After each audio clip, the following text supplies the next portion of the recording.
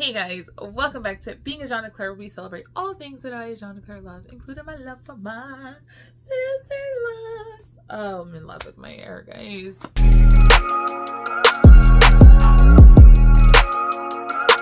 So, welcome back to Being a Jean Claire. I told you guys in the last video where I talked about my intro to my Sisterlocks journey that we were going to talk about finding a loctician in another video, and this is that video. And the reason that I wanted to do this video is because I had I had a hard time finding a loctician, and if I can save you some of that time, then I would like to do that. So hands down, what I would see as a true starting point for finding a loctician is asking the people who have the hair that you want. That's my starting point. You can do all of this research online and Instagram pictures and this and that, but I think the true testament of someone's work, at least as a starting point, is to look around.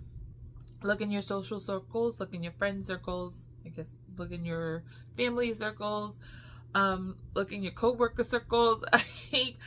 Take a look at the people who have hair, locks particularly, that look the way you would like your hair to look. Now, that's not to say your hair is going to look like their hair, right? Everybody's hair is different. Everybody has their own hair journey. But as a starting point, I think it's important. And that's how I started my journey. Like, I started with my cousin who had Sisterlocks, and I really liked the way they looked on her.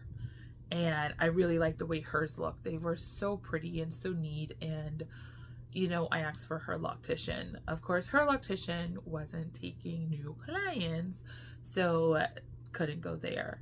And then the other people who I knew who had locks didn't have Sisterlocks. They had micro locks, which there's like, basically Sisterlocks is a system of installing locks that is trademarked, and the process is documented and subject to a copyright. So, well, the Sisterlock name is trademarked, and the process of installing Sisterlocks according to their method is documented, and that document is subject to a registered copyright. So it's intellectual, it's protected intellectual property. Whereas anything that is installed in your hair as a lock of a certain size that has not been done pursuant to that copywritten method is a micro lock. That's my take on it. That's the difference. Sisterlock, very specific method pursuant to this copywritten material. So you have to have access to that copywritten material, which you can only access if you take the course. And anything outside of that falls into the microlock category. It's kind of like cola, right? You have Coca-Cola, and anything that's not made with the secret formula buried in some vault somewhere by the Coca-Cola company it's just cola. So yeah. So that's the difference. So the other people, and at the time I was very set on Sisterlocks because there's no rhyme or the reality is I had no idea what a micro lock was. My sister-in-law, who was doing my hair, she got her locks installed, and they were micro locks, but they were bigger than what I wanted. So what I thought at the time was that, you know, Sisterlocks were just smaller and micro locks were bigger. And that was before I did like any kind of research on the whole Sisterlock being a whole protected piece of intellectual property. So so I knew I didn't want to go the microlock route at that time. I mean, quite frankly, today, knowing what I know about Sisterlocks versus microlocks and the interlocking method being used in both forums, I don't know that I would actually care. Don't come for me, people. Well, I mean, you can, but I don't care.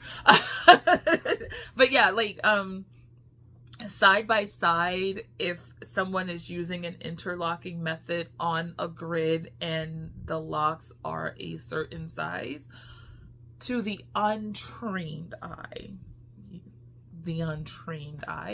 I don't know that there is a huge difference beyond the differences that would come if you're looking at two people who have different hair textures. But I mean, if you made everything else equal, same hair texture, same hair shape, same, I don't know that there's a visible difference to the untrained eye.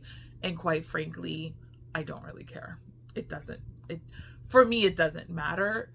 For some people it does, and to each his own on that respect. All I cared about was having healthy hair, but I ended up going the Sisterlock route because that's what I knew at the time. And what I knew was based off of visually looking at somebody who said they had Sisterlocks, having hair that looked established in a way that I wanted my hair to look, and somebody who had microlocks having hair established in a way that was very nice, but was bigger than what I wanted my hair to look like. So since I wanted Sisterlocks, sorry guys, dealing with some kind of like cold or something. I really hope I'm not like coming down with the flu. I don't feel achy and all the flu symptoms. So, but I do feel a little like stuffy and congested. So my cousin's loctician was not taking on new clients. So I had to figure out like where to start. I went to Facebook. I joined a Facebook group here in found one for my area. So I figured that would be helpful. And then I went to the Sisterlock website, and let me tell you, the Sisterlock website, the Find a Consultant page, it's not user friendly to me. It's broken down by regions, and so you can click on your region, find the region that you're looking for your Sisterlocks. But once you get in the region, it's like, I'm all about convenience. And I wanted to be able to go into a registry that had like a list of names, you know, A, B, C, click on A, click on B, click on C, go to their website or social media or gallery of work, something that basically gave me the ability. That would be nice, right? Like, so the only people who seem to have been clickable on the website were brand ambassadors. I'm not getting into all of the levels, but apparently for Sisterlocks, you have trainees, you have certified consultants, and then you have brand ambassadors. From what I have been able to gather from my research, if this matters to you, is once you take the Sisterlock course and successfully complete the Sisterlock course, legally you are entitled to provide a service that includes the establishment and maintenance of Sisterlocks if you are doing them the way that you were trained to do them by the Sisterlock company during the Sisterlock course. That applies to everybody who takes the course. Then you have, this is where it gets a little, so I don't know if everybody who takes the course is then automatically identified as a trainee, or if you have, from what I gather, and this is all on a website, like I'm not making any of this up. I could probably just go and verify and double check, but so can you. No, I'm just, but I'll double check, and if I need to correct anything, I'll just like correct it in like the description below. But basically, I'm not sure if everybody is automatically categorized as a trainee or if you have to do anything specific to be a trainee. But you have the Sisterlocks trainees, and these are people who are new to the sister lock method. That doesn't mean they're new to installing locks. That doesn't mean they don't have experience doing other types of locks. They just, the copywritten method developed by the Sisterlock company, they are new to that. And then they have to have so many clients that they send into the company for like, here's proof of my work, if they want to become a certified consultant. So I say that, and then, you know, once you're a certified consultant, you can do more stuff and become a brand ambassador. So it's just kind of like a sequence of, you know, it's kind of like getting a bachelor's degree. You go to college for 4 years, and then if you want a master's, you go to I was gonna say master's school. What is wrong with me? You go to graduate school for another couple of years, and then if you want a PhD, you continue more years in graduate school for a PhD. It's kind of like that progression. Like, you just have to keep doing more things to get to the next level. And I will say, if you find a consultant that's not on the Sisterlock website, but they have a body of work that speaks for itself, that's a personal decision. Like, whether or not you choose a consultant that is listed on the Sisterlock website is a personal decision that you have to decide for yourself. I'm just wanting to clear, I just want to make it clear that from what I understand, from what I've read on the website, and, you know, if anybody wants to correct me, I'm you know, feel free to correct me if I'm wrong, but it's kind of like, once you graduate from a school, just because you no longer pay your dues to be listed on the alumni website doesn't mean you're not an alumni of that school. And that's kind of how I feel about the Sisterlocks consultants. And I say that because my consultant is a Sisterlocks consultant who has done the training, has the tool, uses the method. She's just not listed on the website, at least not under any name that I can think of. And I didn't care. What was more important to me was I met people whose hair she did, and the hair looked amazing, and they were very happy with her, and they had been going to her for years. That was enough for me, because that's what I care about. This is a journey. Everybody who talks about their Sisterlocks, it is a journey. And I don't like the bed hop, right? Like, I want to find one person who's going to get in my hair, who's going to, you know, I have the same doctors, I have the same dentist, I have the same guy. Like, I like consistency in my life of the people who are taking care of my things that are attached to my body. And my loctician is no different. So I wanted somebody who has been in the game for a while, plans to stay in the game for a while, and who had a history of quality work, and who also I could trust, because for me, getting my locks installed isn't about just the process of the installation, but it's about somebody who can check my scalp, make sure everything looks okay. Somebody who I know, like, you can't see the back of your hair. You don't know what's going on, especially when you're new to this. I mean, a couple years in, you know your locks better, you know your grid better, you know your hair better, you know what feels like what's supposed to be doing what's supposed to be where. But in the beginning, you really are relying on this person who says that they know what they're doing to do the right thing, especially in the back of your head, right? Like, you can see the front really, really easy, and you can kind of figure out if things aren't looking right, but you don't know what's going on back there. And by the time you know what's going on back there, it's after the fact, right? So at least in the beginning. Like, you know, maybe as you get more experience and you've had more reties and things going on, you can be like, hey, why is that needle going like too far over to the left? That feels like you're about to combine two locks, right? But in the beginning, you don't know. You don't know what's happening back there. So find somebody who you can have, like, you know, people who have personally dealt with them. That's going to give you like the best information off the bat. Because I'm telling you, like, even if you get a consultant off the website, I've heard horror stories. Like, you don't know what you're getting, right? You don't. So if the best place to start is a personal recommendation. If you don't have a personal, and me, I'm a very like social person. I will walk up to a complete stranger like, girl, I love your hair. Who did your hair? Because that's just me. If that's not you, that's clearly not going to work for you. So if you have decided you definitely want specifically Sisterlocks, and I'm only speaking about Sisterlocks because that's what I have right now, the starting place would be the website. You go to your region, go to your area, and then you just start calling, girl.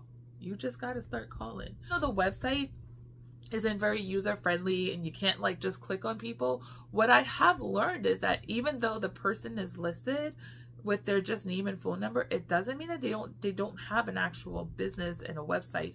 Because one of the young ladies in my area, she has a salon that's really down the street. Like, I pass it when I take my daughter to school sometimes, and so it's like really close by, but I called and she wasn't accepting new clients.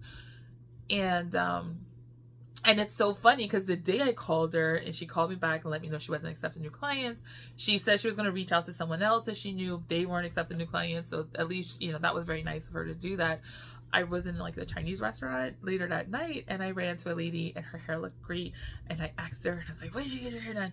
She was like, oh, she told me, and it happened to be the same place. And I was like, dang it. No, I called her earlier today and she's not accepting new clients. She's like, I was in the chair when you called. That was like really weird. It was so funny. So I called a bunch of people on the list and a lot of people weren't accepting new clients. And then in the Facebook group, I asked, oh, and this is where I got scammed. Okay, so I told you guys I'm going to tell you about getting scammed. So I asked in a Facebook group and get all these different, responses. Clearly, whenever you ask these questions, you get a bunch of responses. And for me, in the beginning, I really did want a consultant from the website because I didn't know how better to protect myself. If I'm using somebody who didn't come by way of personal recommendation, it just felt like, okay, at least I have like the backing of the company if something were to go wrong. And so a lot of the people that responded or that were recommended that could do the install, they weren't on the website. So I was like, well, and the ones who were, they did identify like, oh yes, I'm on the website as a trainee or whatever. And I hadn't even gotten into the whole trainee versus certified person debate yet. So I said, okay, fine. And then somebody posted a post and was like, oh, like, try this person.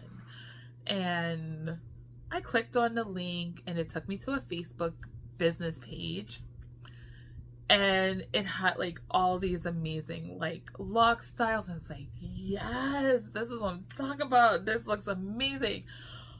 I was in a zone of wanting to get my locks done so bad that I wasn't thinking. Because nothing about how I got scammed would have happened had I been thinking from that point. But I was happy because it was a wake up call.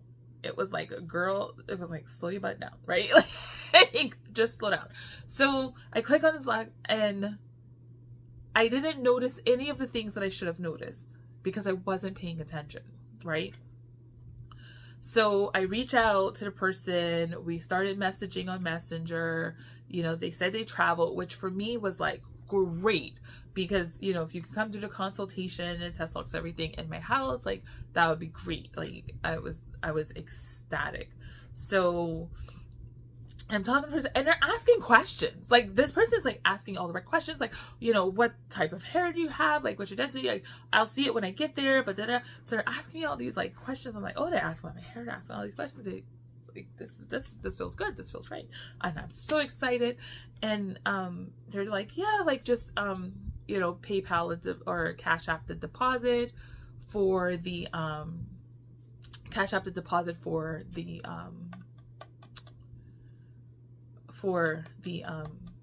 consultation.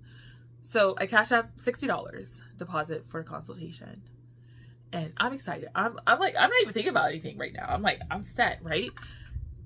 And then a couple days later, they asked for another $20. Now, I don't know why, but when they asked for this other $20, it was like a travel fee. I was like, but you already knew you had to travel like before, so why wouldn't that be? But I was like, it's only $20, girl. Like, that's all you're charging? Like, $20, come over here? Like, yeah. But for some reason, it didn't sit well with me, and I was not about to send another $20. And so that's when I went back and I started doing the diligence that I should have done the first time. So I looked, because I was looking at the Cash App name, didn't really. Then I went back to the Facebook business page and I was like, hold the front door. There is that, because I went to go get a phone number because I wanted to call them and I wanted to see where the shop was located. And so I went back to the Facebook business page. I got the phone number. No, I didn't, because there was no phone number. I was like, wait a minute. There's no phone number. There's no website. There's no address. It was just like Facebook business page and a bunch of pictures. I was like, so I went back on the website and on the Facebook group and replied to the person who had referred this person. I was like, oh, you know what? I just want to see where this person's shop is. Like, what's the address of the shop? And this person gave me an address. And they gave me an address of the shop. And it was in West Ashley. The address didn't come up because it wasn't, like, it came up as like an address next to like an apartment. It's basically, if the number had been legit, it would have been in between an apartment building and a shopping center in like a wooded area, right? I was like, oh, John Claire, you got scammed. So now I'm like annoyed, right? But I don't want to call anybody out for being a scammer. It's like, so I started looking up the pictures. At least 3 of the pictures that were on their Facebook business page were from Instagram of other people and their posts from their Instagram. Thank goodness for Google photo search. So you basically just take the photo, put it in like a Google photo search, and if that image comes up in any kind of publicly available site, it'll pop up. All the images didn't come up. Some came up with like similar images, but like 3 of the images were spot on, directly lifted from like 3 different people's Instagram pages. And no, it was not these people saying like this loctician was their loctician. So I definitely knew, like, it was confirmed that it was a total scam. So I was like, no. So I told the person back, I was like, no, I'm canceling this appointment. Like, do not show up at my house. Because then they have my address, right? So I was like, do not show up at my house. The police will be here if you do. But I think they just, I wasn't really concerned about our safety or anything at that point. Because at this point, I think the people just wanted like the fast, easy money. So yeah, they got like $60 from me. You know, I posted in the group and I was like, you know, here's a little bit of an update. And then it turns out I went to like another group. And this particular person was listed as a scammer. So I'm just like, I'm gonna need you guys in the Sisterlocks community to like call out the scammers. Like, if once you know something is a scam, let's call it out. Because I've seen a couple of videos where people have been like, oh, I got scammed, but I don't want to say. I mean, it's not that I don't want to say who scammed me. It was, I'll put like the name of the company that they use, but they're no longer on social media. I don't think they're ever going to, scam under that name again, but they will scam again because there are people that are out there who are like me, who are super excited, who are just wanting to like find somebody to do their hair. and are not really paying attention. But hunty, that was a wake up call. It was like, okay, John and Claire, slow your roll, slow it. You are too smart for this. Like, stop being a thirst trap, right? Don't be a thirst bucket. Don't be thirsty about your locks. And I took a step back and I slowed down. I was like, okay, this isn't gonna work. So let me just go back to the drawing board. I was frustrated with the Sisterlocks website. I was frustrated with half of the locticians not taking on new clients. I was frustrated and just not knowing like who to trust, because this is an investment and it requires trust. It requires a lot of trust in the person who's going to be in your hair. And it was frustrating and I was getting really discouraged. And that's when the woman who was doing my hair as a natural hairstylist, she had locks and she was like, I'm not doing Sisterlocks. But she referred me to somebody and I met with this person, and this person was amazing, and I thought we were going to bond and click. And she did a test lock on my hair to see if, you know, how I wanted it. And she was like, is this the size you want? I was like, she was like, yeah, I'm not doing that. So, I mean, but she could have, right? She could have done something that she wasn't comfortable with doing. She was like, listen, this is a Sisterlock. I'm not comfortable with doing this. I've never taken a class, and but I know somebody who has, and let me reach out to them and let me see if they're taking on the clients.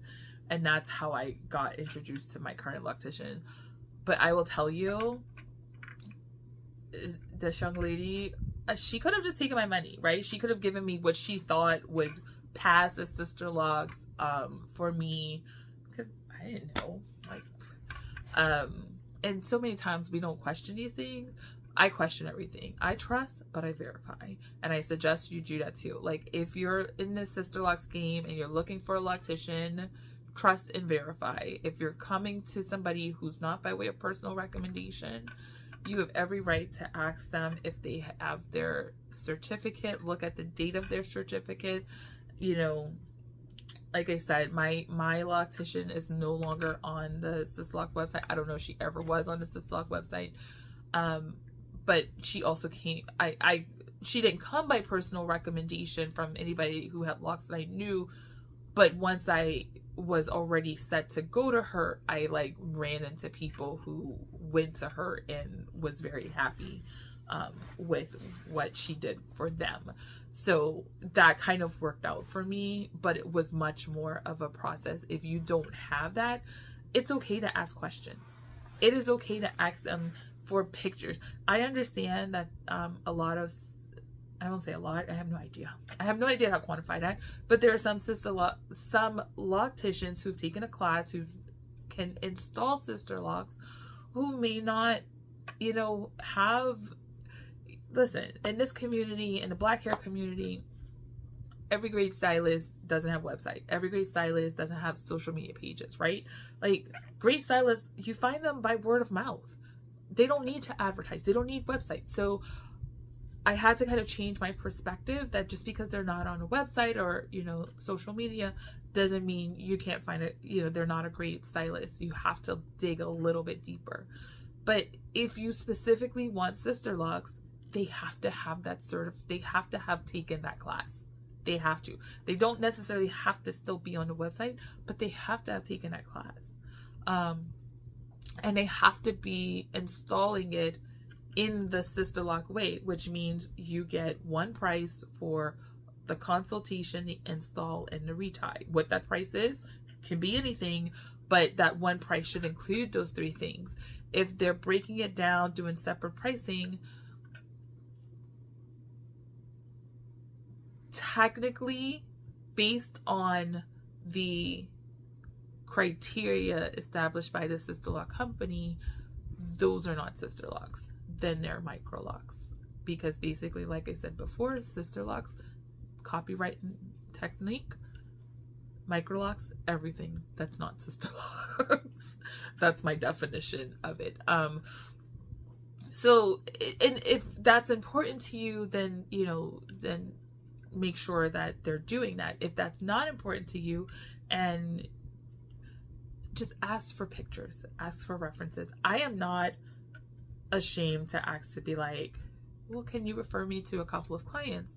Because I want to hear people's personal experiences. And I want to know that people go drop by if you can. Be like, you know, when your consultation, talk to the people that are just sitting there.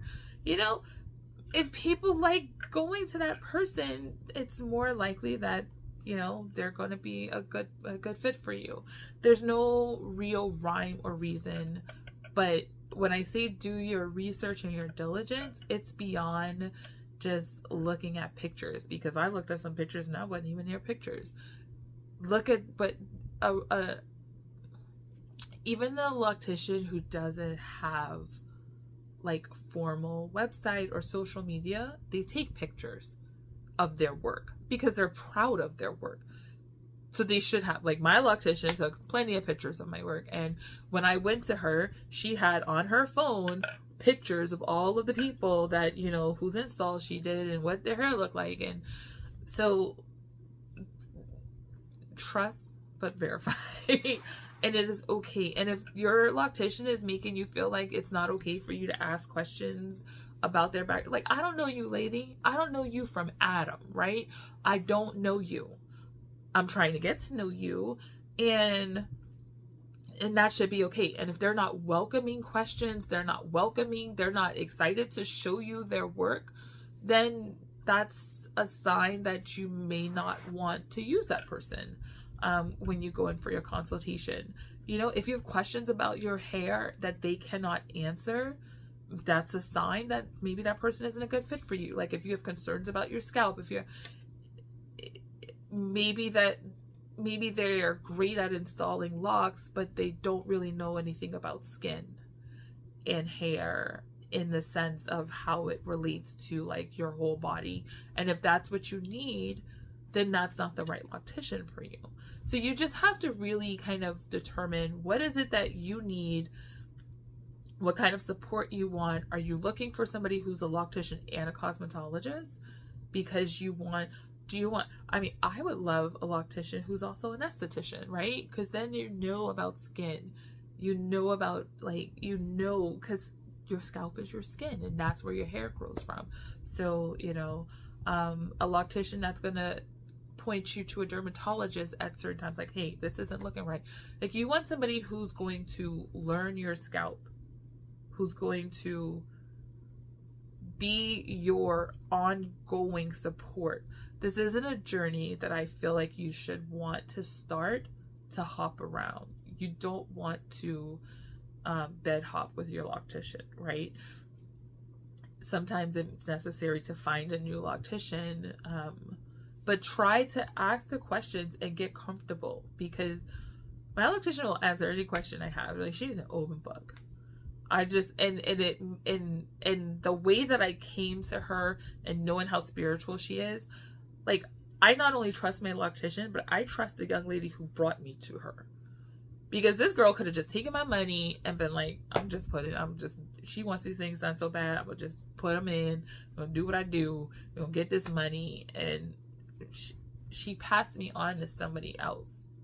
And for that, I have every faith that she is very qualified at what she does, and she knows her wheelhouse, and she stays in her lane. And when she can't find her lane, she finds somebody else. And so for me, you know, that gave me a lot of trust and faith in her. So, like, you know, if I ever need a retie and my loctician isn't available, I will be calling her. But yeah, so let's kind of summarize. Personal recommendations. If you specifically want Sisterlocks, the Sisterlock website, social media check, website check, pictures, galleries, ask questions. Questions. If you don't have any questions, that's fine, but you should have some questions. You should at least have questions. Your number one question to your loctician should be, do you think this style makes sense for my hair based on your experience? Tell them the concerns about your hair that you're having and ask that question. Somebody who's just trying to take your money, they're like, yeah, girl, Somebody who's going to be thoughtful about it, they're going to think about it a little bit. You're going to see them thinking. And they're going to give you an explanation that's going to make you feel comfortable as to why you can proceed or what kind of modifications you need to make in order to proceed in the style.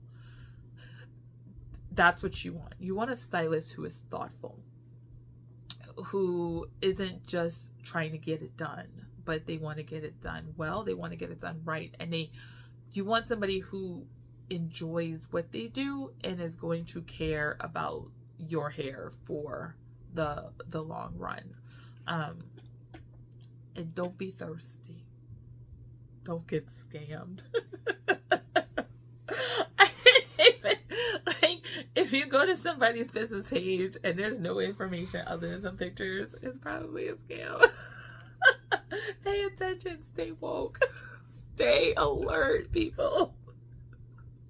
That's all I have for today. If you enjoyed this video, don't forget to give it a big thumbs up, subscribe to the channel, follow along on the Sisterlocks journey with me. Oh my gosh, if you have any questions, let me know in the comments below, and I will see you on the next episode. Bye. Baby girl, you're so fine. I can't get you off my mind.